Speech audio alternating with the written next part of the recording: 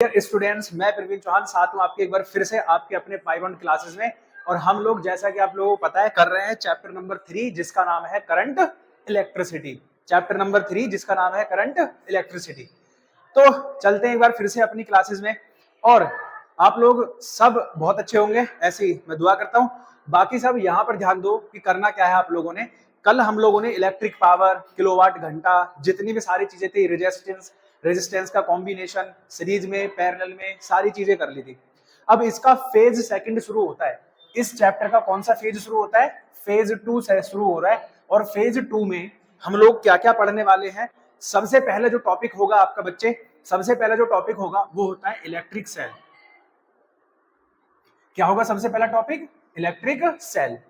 अब electric cell वही जो आप अपने घंटे में, घड़ी में, या फिर अपने जहां भी आप लोगों ने यूज किया है सेल को, ठीक है, बैटरियों में, टॉर्च बैटरी में हम लोग सेल का यूज करते हैं, तो वही सेल है और उसी को हम कहते हैं इलेक्ट्रिक सेल। अब आपको यह बताना है कि ये इलेक्ट्रिक सेल आखिरकार है क्या, क्या काम करता है ये इलेक्ट्रिक सेल। बताओ फटाफट से, किस किस को पता है इलेक्ट्रिक सेल? चार्ज स्टोर करता है। अब चार्ज तो कैपेसिटर स्टोर कर रहा है, तो फिर इलेक्ट्रिक सेल क्या है? नहीं, वेरी गुड। तो इलेक्ट्रिक सेल क्या होता है? आपने क्या देखा है, कभी सेल को खोलकर देखा है?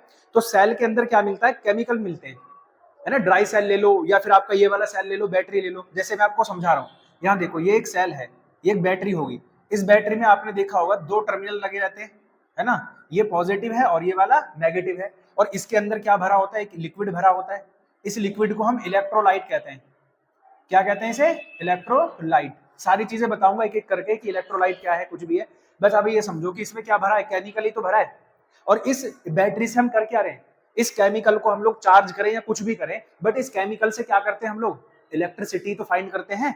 तो बैटरी या सेल एक ऐसी डिवाइस है, इट इज एन डिवाइस, है ना। It is an device which convert, ठीक है, which convert chemical energy into electric energy. जो केमिकल एनर्जी को किस में बदल देता है भैया? इलेक्ट्रिक एनर्जी में बदल देता है। ऐसी डिवाइस का नाम ही क्या है? आपका सेल। बात क्लियर होगी? जो किसको बदल दे? केमिकल एनर्जी को इलेक्ट्रिक एनर्जी में बदल दे। हाँ जी भैया, बिल्कुल सही। जो केमिकल एनर्जी को किस में बदल देता है? इलेक्ट्रिक एनर्जी में बदल देता है, उसी डिवाइस को हम क्या कहते हैं? इलेक्ट्रिक सेल कहते हैं। क्या कहते हैं उसे? Electric cell. कोई सा भी सेल ले लो आप, घड़ी वाला ले लो, ड्राई सेल ले लो। ये तो मैंने आपको बताया कि इलेक्ट्रोलाइट भरा होता है, जैसे इसमें H2SO4, HCl कुछ भी भरा हो सकता है। बट और अगर आप ड्राई सेल भी ले लोगे ना, तो ड्राई सेल में क्या रहता है? वैसे मैंने इस पर शॉर्ट बनाया भी था। ड्राई सेल में रहता है आप पे ग्रेफाइट का छड़ रहता है, बाकी एल्युमिनियम ऑक्साइड या फिर जिंक ऑक्साइड, जिंक क्लोराइड, ये सब भरे होते हैं। तो ये सब क्या है? केमिकल फॉर्मूले तो है, ये केमिकल ही तो है। अब ये केमिकल आपस में रिएक्शन करते हैं और रिएक्शन करके क्या प्रोवाइड करते हैं हम लोगों को? इलेक्ट्रिसिटी प्रोवाइड करते हैं। तो इसलिए इलेक्ट्रिक सेल एक ऐसी डिवाइस है जो केमिकल एनर्जी को किसमें कन्वर्ट कर सकता है? इलेक्ट्रिक एनर्जी में कन्वर्ट कर सकता है। इसी को हम क्या कहते हैं? इलेक्ट्रिक सेल कहते हैं। बात क्लियर हो गई? अब ये जो इलेक्ट्रिक सेल होता है, इसके बहुत सारी चीजें होती हैं। पहले आप ये समझ लो इलेक्ट्रोलाइट क्या है। भाई आप लोगों ने केमिस्ट्री में 10th में 11th में ये पढ़ा होगा कि इलेक्ट्रोलाइट्स किसे कहते हैं। तो इलेक्ट्रोलाइट्स वो सब्सटेंस होते हैं, इलेक्ट्रोलाइट्स आर द सब्सटेंस, ठीक है, हुज वाटर सॉल्यूशन, है ना, हुज वाटर सॉल्यूशन, जिनके वाटर सॉल्यूशन में, ठीक है, whose water solution can pass the current, जिनका वाटर सॉल्यूशन क्या पास कर सकता है? इलेक्ट्रिक करंट पास कर सकता है। अब पूछोगे सर कौन कौन से होंगे, फिर नाम बताओ। जैसे आप ये सिंपल ले लो NaCl, ये तो पढ़ा ही होगा, नमक। अब नमक में आप अगर वो ड्राई है और उसे ऐसे ही करंट पास करने की कोशिश करें तो क्या करंट पास होगा? आप कहोगे सर बिल्कुल भी नहीं होगा। तो फिर आप पहले उसमें वाटर सॉल्यूशन बनाओ। इस नमक को एक कंटेनर में भर लो, इसमें वाटर ऐड करो, वाटर ऐड करने पर ये वाटर सॉल्यूशन बन जाएगा। जब आप इसमें इलेक्ट्रिक करंट पास करोगे तो अब इसमें इलेक्ट्रिक करंट पास हो जाएगा। तो इस तरह के जो सब्सटेंस हैं उनको हम क्या कहते हैं? इलेक्ट्रोलाइट कहते हैं। हुज वाटर सॉल्यूशन, जिनके वाटर सॉल्यूशन में करंट पास हो सकता है, whose water solution can pass the electric current, जिसके वाटर सॉल्यूशन में करंट पास हो सकता है, ऐसी डिवाइस को हम क्या कहते हैं? इलेक्ट्रोलाइट्स कहते हैं। ऐसे सब्सटेंस को हम क्या कहते हैं? इलेक्ट्रोलाइट्स कहते हैं। क्लियर हो गई है ना। इलेक्ट्रोलाइट वो सब्सटेंस है। और कौन कौन से होते हैं? H2SO4 ले लो, HCl ले लो, ड्राई HCl, ड्राई H2SO4 में वाटर मिलाओ, फिर वो क्या करेंगे? इलेक्ट्रोलाइट बन जाएंगे और उनमें क्या होगा? करंट पास हो जाएगा। तो ये सब्सटेंस क्या है? आपके इलेक्ट्रोलाइट्स होते हैं। अब इलेक्ट्रोलाइट्स क्यों भरा जाता है इसमें? देखो रिएक्शन कैसे हो रही है। मान लो आपके पास में HCl भरा है, इसमें क्या भरा है? HCl। जब आप इसे हीट करोगे, हीट करने पर H प्लस हो जाएगा और Cl माइनस, ये अपने आयंस में डिवाइड हो जाएगा। किस में डिवाइड हो जाएगा? अपने आयंस में डिवाइड हो जाएगा। जैसे ही आयंस में डिवाइड होगा, अब मैंने कहा एक होता है पॉजिटिव टर्मिनल, एक होता है नेगेटिव टर्मिनल, जिसको एनोड और कैथोड कहते हैं। क्या कहते हैं इसे? एनोड और कैथोड। अब एनोड अगर पॉजिटिव है तो उस पर कैसा चार्ज जाएगा? माइनस वाला, क्योंकि माइनस प्लस को अट्रैक्ट करता है ना। तो एड जो एनोड है वो कौन से चार्ज को अट्रैक्ट कर लेगा? Cl वाले को। और जो कैथोड है वो किसको अट्रैक्ट कर लेगा? पॉजिटिव वाले को अट्रैक्ट कर लेगा। तो इस तरह से आपको ये समझ में आता है कि भैया जब हम लोग बैटरी को चार्ज करते हैं तो वो अपने आयंस में डिवाइड हो जाती है, और आयंस में डिवाइड होकर इनके जो इलेक्ट्रोड्स हैं उन पर आयंस चिपक जाते हैं, और यही आयंस फिर बाद में फ्लो होते हैं, यही आयंस चार्ज बनकर फ्लो होते हैं सर्किट में, और सर्किट जैसे ही कंप्लीट होता है फिर वहां पर वो काम करता है। बात क्लियर हो गया? सर्किट में चार्ज फ्लो होगा और सर्किट काम करना शुरू कर देगा। इज दैट क्लियर कि नहीं? ये होती है भैया सारी चीजें। ये आपकी सारी चीजें क्लियर है? कोई दिक्कत इसमें? बैटरी कैसे काम कर रही है मैंने आपको बता दिया। बैटरी ऐसे काम करती है। बैटरी है क्या? एक डिवाइस है जो केमिकल एनर्जी को किस में कन्वर्ट कर रही है? इलेक्ट्रिक एनर्जी में कन्वर्ट कर रही है। उसके बाद अब दूसरी चीजें समझते हैं, ठीक है? कि बैटरी में एक होता है ईएमएफ। बैटरी का क्या होता है? ईएमएफ। फिर और क्या होता है? बैटरी का होता है टर्मिनल पोटेंशियल डिफरेंस। ठीक है, बैटरी का क्या होता है? Terminal potential difference. तो कैसे करंट फ्लो हो सकता है? पानी में होता है लेकिन उसका रेजिस्टेंस ज्यादा होता है ना भाई। आयंस तो वहां भी है, H के और O के। H भी प्लस आयन बनाता है और O भी माइनस आयन बनाता है। ठीक है, तो आयंस तो वहां पर भी जनरेट है और वहां पर है तो वो भी बनाएगा। बट आप ये सोचकर चलो, देखो ध्यान से समझो। अगर आप ये सोच रहे हैं कि एक तालाब है और तालाब में हमने क्या डाल दिया?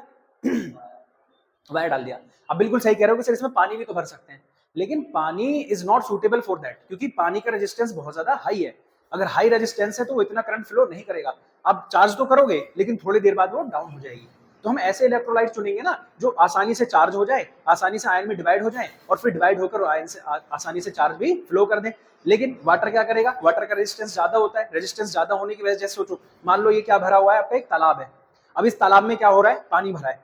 अब आप एक यहां लगाओ, एक वहां लगाओ तार, आपको लग रहा है करंट पास होगा? नहीं होगा, क्योंकि रेजिस्टेंस जैसे जैसे आप डिस्टेंस बढ़ाओगे रेजिस्टेंस बहुत ज्यादा हाई होता चला जाएगा। थोड़ी सी डिस्टेंस बढ़ाने पर ही, और कुछ समय बाद वो रेजिस्टेंस इतना ज्यादा हाई हो जाएगा कि करंट की वैल्यू को कितना कर देगा? 0। सोचो एक नहर जा रही है, उसमें तार टूट कर गिर जाए तो क्या 2 किलोमीटर 10 किलोमीटर वाले को करंट लगेगा? हाँ, तो वो तो आएगा ही, वो तो छोटी सी डिस्टेंस है, तब तो करंट लगेगा ही। भाई आप अगर गीले हैं और आपने तार को टच कर लिया तो आपको अर्थ से कनेक्ट हो गए ना, और जैसे अर्थ से कनेक्ट हो जाएगा तब क्या होगा? शॉक लगेगा आपको। Earthing is must.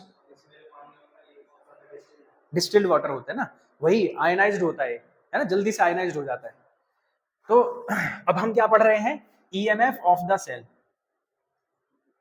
क्या कर रहे हैं हम लोग? EMF of the cell. फिर उसके बाद हम लोग पढ़ेंगे टर्मिनल पोटेंशियल। टर्मिनल पोटेंशियल,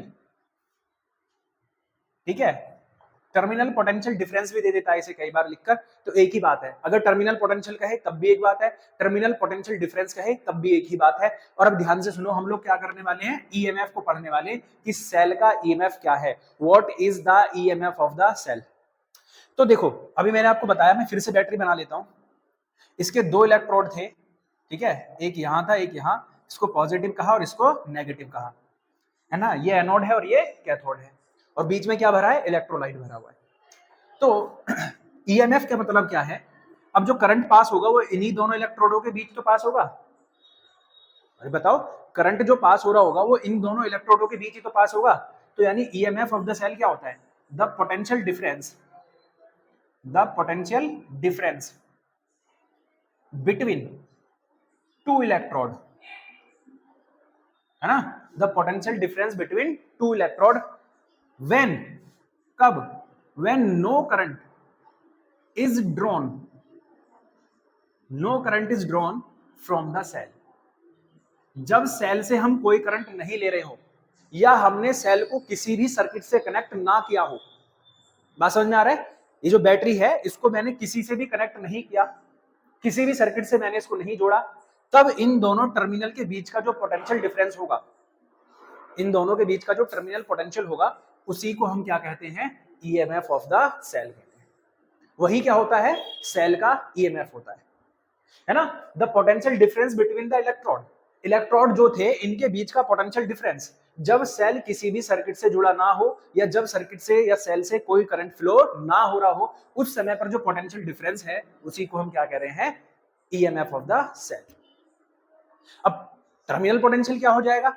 बस सीधी सीधी बात है, यहां जो हमारा सेल है वो किसी भी डिवाइस से नहीं जुड़ रहा है, लेकिन यहां किसी ना किसी डिवाइस से जुड़ जाएगा। जैसे मान लो हम सेल से टीवी चला रहे हैं, फैन चला रहे हैं, कूलर चला रहे हैं, कुछ भी चला रहे हैं, तो अब ये जो डिवाइस है, ये जो हमारा सेल है, ये उस डिवाइस से कनेक्ट हो गया या नहीं हो गया? अब उस जब डिवाइस से कनेक्ट हो जाएगा तो क्या उसका पोटेंशियल वही रहेगा जो पहले था, या डिक्रीज हो जाएगा? डिक्रीज होगा, सीधी सी बात है, क्योंकि वो भी तो करंट लेगा अपना, और जब वो करंट लेगा तो इसका पोटेंशियल डिफरेंस डिक्रीज हो जाएगा। इसलिए हमेशा ईएमएफ की वैल्यू पोटेंशियल डिफरेंस से ज्यादा होती है। टर्मिनल पोटेंशियल ईएमएफ की वैल्यू क्या होती है? हमेशा ज्यादा होती है। क्लियर हो गई चीजें? तो अब टर्मिनल पोटेंशियल क्या होता है, तो यहां भी सेम लिखोगे, the potential difference, the potential difference between two electrode, between two electrode when the cell is closed or connected with a device, है ना? या तो सर्किट क्या हो जाए आपका? क्लोज हो जाए, या तो सेल क्लोज्ड हो जाए, या फिर किसी न किसी डिवाइस से वो जुड़ा हो जाए, तो उस समय पर जो पोटेंशियल डिफरेंस होगा इन दोनों इलेक्ट्रोडों के बीच का, उसी को हम क्या कहेंगे? Terminal potential difference.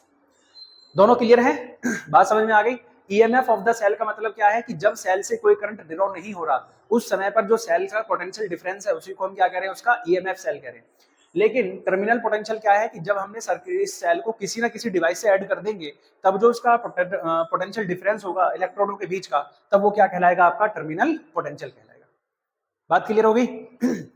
ईएमएफ को हमेशा हम इस ई से डिनोट करेंगे, ठीक है, इस वाले ई से, और जो हमारा पोटेंशियल डिफरेंस है उसे हम V से ही डिनोट कर लेंगे।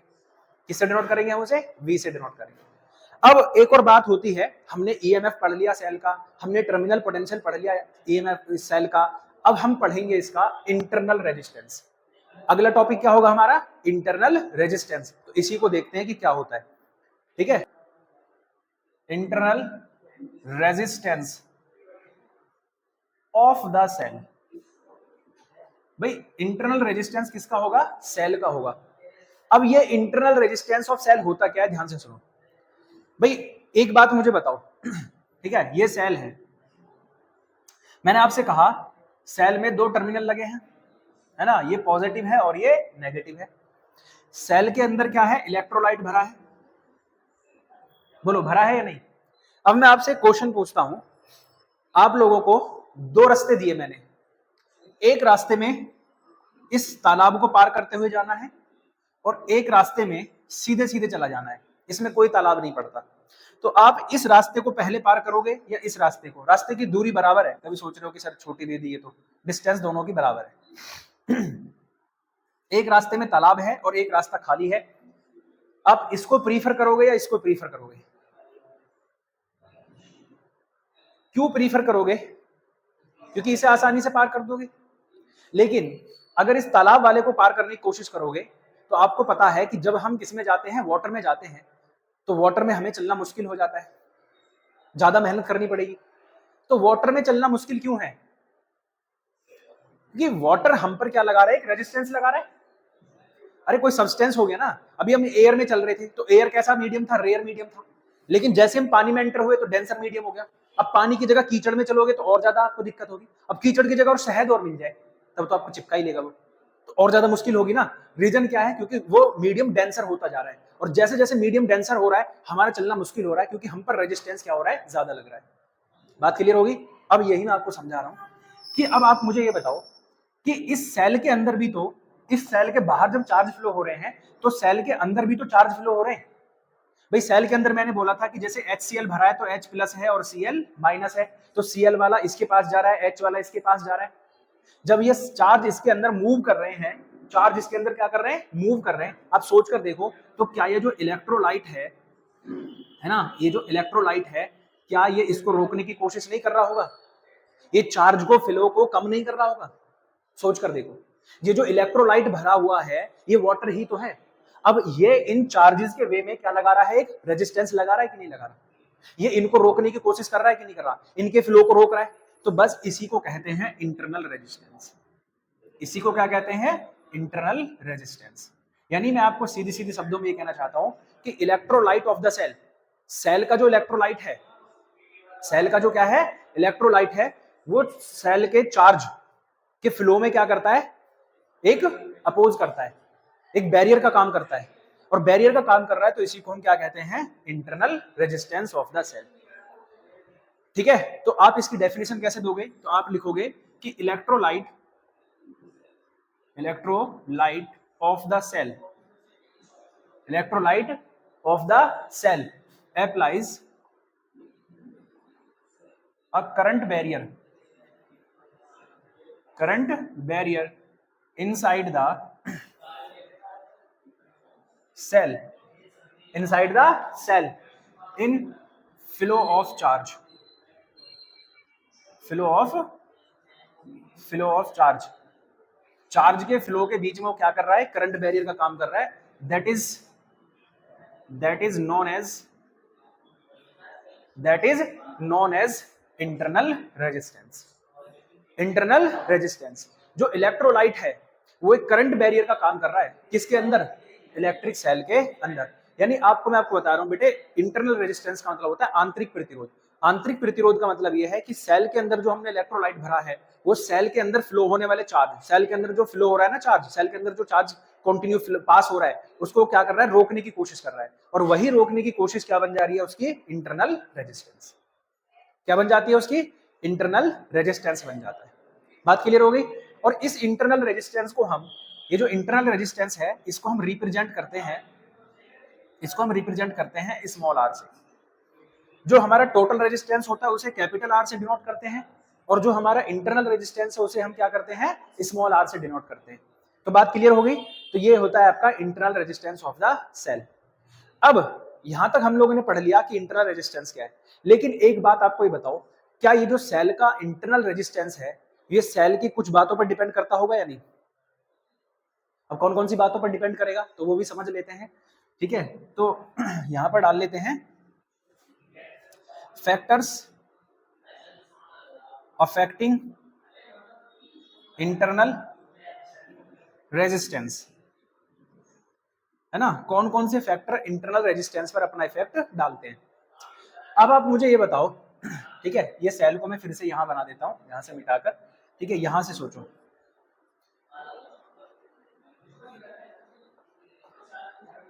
ये इलेक्ट्रोलाइट भर रहा है, ये एनोड है और ये कैथोड है। अगर इन प्लेटों का एरिया मैं बढ़ा दूं, प्लेटों का एरिया ज्यादा कर दूं, है ना, प्लेटें थोड़ी सी वाइड कर दो, ऐसे प्लेटों का एरिया बढ़ा दूं, तो डिस्टेंस कम होगी, तो अब चार्ज को फ्लो होने में कम टाइम लगेगा, तो रेजिस्टेंस कम होगा या बढ़ेगा, कम हो जाएगा। तो यानी सीधी सीधी बात है, आर जो है किस पर डिपेंड करता है, एरिया ऑफ प्लेट। अगर आप प्लेटों का एरिया बढ़ाओगे तो रेजिस्टेंस क्या हो जाएगा, कम हो जाएगा। सीधी सीधी बात है ना। अगर आप प्लेटों का एरिया बढ़ाते हैं तो रेजिस्टेंस क्या हो जाता है, कम हो जाएगा। तो इंटरनल रेजिस्टेंस कम हो रहा है।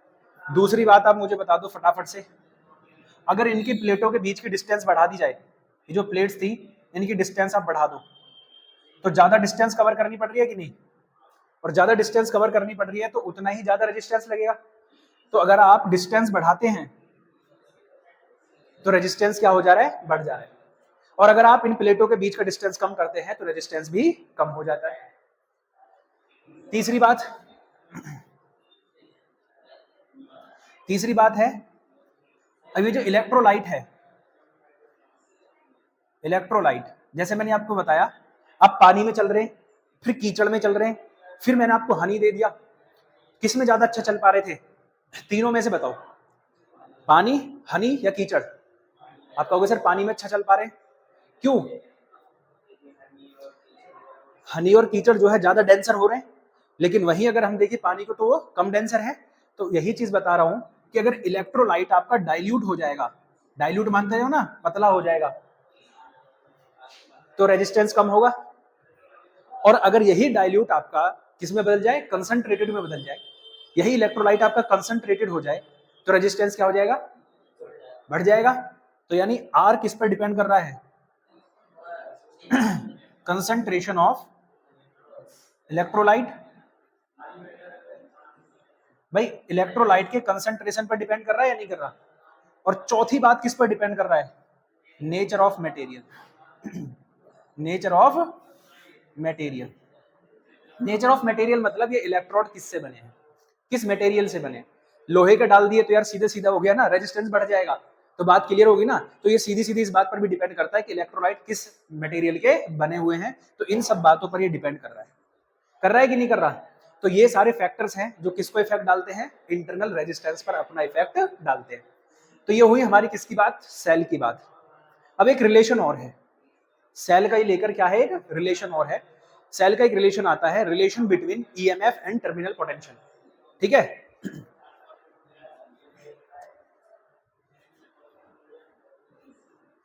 बस इसी को लास्ट कर देंगे हम। अब सेल है तो इस सेल को पूरा ही खत्म कर दे रहा हूं। ठीक है, देखो क्या कर रहे हैं हम लोग, relation between EMF, terminal potential and internal resistance.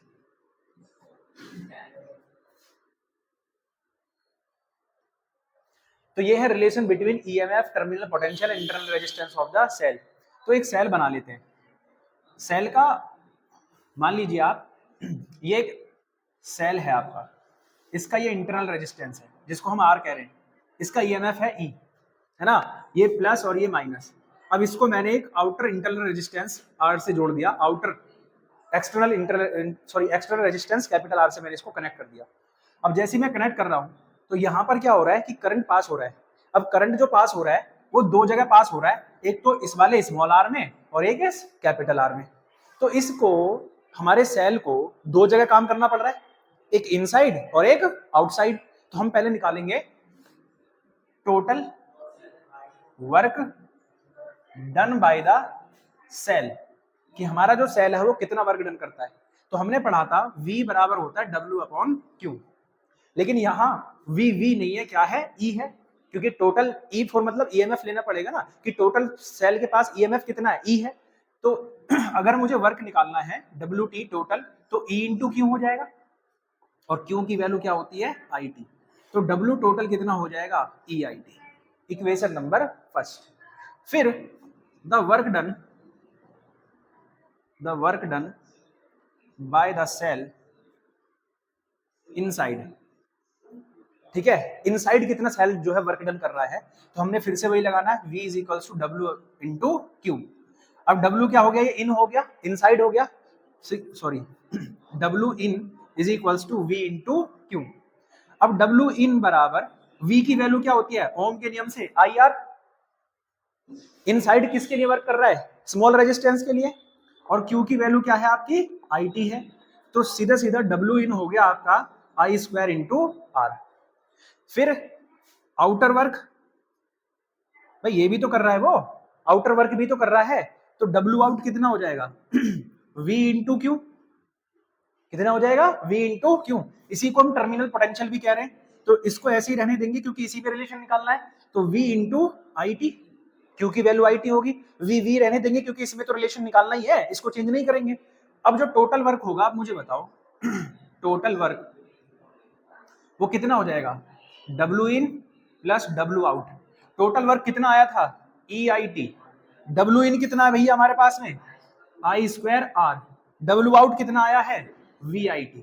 तो आप मुझे बताओ क्या चीज कॉमन है, क्या चीज कॉमन है, अच्छा ये T, वेरी गुड। अब बताओ क्या चीज कॉमन है, I और T कॉमन है, तो यहां क्या बचा, IR, और प्लस में क्या बचा, V। IT से IT कैंसिल हो गया, E बराबर IR प्लस V। इसको इधर भेज देंगे, E माइनस IR बराबर V, और इसको लिखा जा सकता है V = E माइनस IR। यही आपका क्या है, टोटल रिलेशन है between terminal potential EMF and the internal resistance.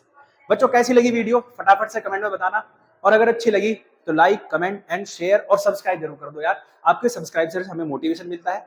मैं और ज्यादा ऐसी वीडियो बनाता रहूंगा आपके लिए। मिलेंगे अगली वीडियो में।